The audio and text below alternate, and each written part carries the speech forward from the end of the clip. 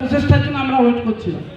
খালি form fill up করে আপনার ট্রাইব্যুনালে সাবমিট করলে হবে না, এর আরো কিছু প্রক্রিয়া আমরা দেখছি। বিজেপি যে কোনো সময় যে কোনো আইন পরিবর্তন করে দিচ্ছে, আজকের একটা করছে কাল একটা করছে, আমরা হয়তো সাবমিট করে দিলাম কালকে থেকে অন্য কিছু হচ্ছে। ফলে আমরা আজ পর্যন্ত যেটা দেখলাম সেই অনুপাতে সেই প্রসেসটা আমরা আপনাদের জন্য করব। আমাদের বুথ লেভেল এজেন্ট যারা পাড়ায়, আমাদের এজেন্ট যারা সভাপতি আছে, যারা ওই এলাকায় কাজ করছে, তাদের কাছে সবাই আপনারা যাবেন এবং সেখানে আমাদের ল্যাপটপ এবং প্রিন্টার দেওয়া থাকে।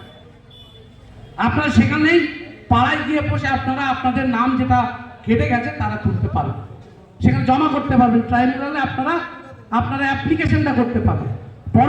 পরবর্তীকালে যে লড়াই, সেই লড়াইটা নিশ্চয়ই আমরা লড়বো, আমাদের নেত্রী লড়বে, আমাদের নেতা লড়বে। আমি শুধু এইটুকু বলে যাই, এই লড়াই করতে গেলে মমতা ব্যানার্জির হাত শক্ত করতে হবে। আর মমতা ব্যানার্জির হাত শক্ত করতে গেলে মেটিয়াপুর বিধানসভা থেকে হাজী আব্দুল খালেক মোল্লাকে ব্যাপক ব্যবধানে জিতিয়ে পাঠাতে হবে। এবং আমরা খামতি রাখবো না, একটাও কেউ খামতি রাখবো।